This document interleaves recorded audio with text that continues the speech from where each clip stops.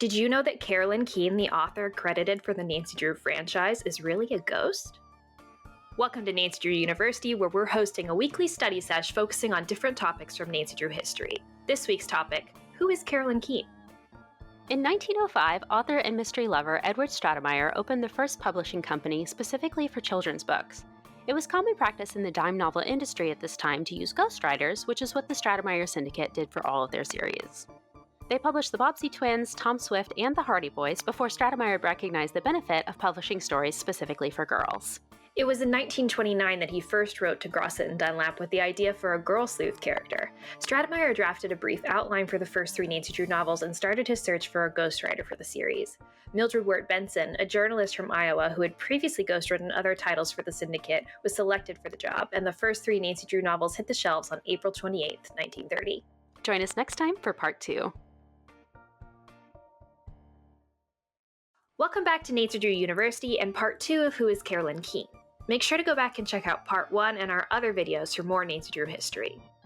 In Part 1 of Who is Carolyn Keene, the Stratemeyer Syndicate had just published the first 3 Nancy Drew novels. Sadly, Edward Stratemeyer died of pneumonia just 12 days after the release, leaving his daughters Harriet and Edna to run the family business.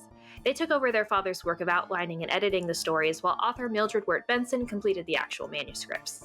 Mildred ghostwrote the first 7 books in the series, but was asked to take a pay cut in 1932 because of the Great Depression's impact on the syndicate. When she declined, Walter Carrick was hired to write books 8 through 10. He soon blabbed to the Library of Congress about being the acting Carolyn Keene, and Harriet quickly hired Mildred back. Mildred would write 16 of the next 20 books, with number 30 being her last for the series. It was at this time that Harriet herself would begin taking over the role of Carolyn Keene. Stay tuned for Part 3.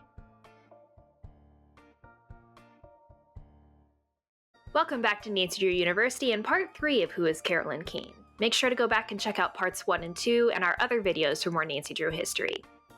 In 1958, in response to the burgeoning civil rights movement and increasing complaints from parents, the Stratemeyer Syndicate made the decision to revise the first 34 Nancy Drew books in an attempt to reduce or remove racial stereotyping.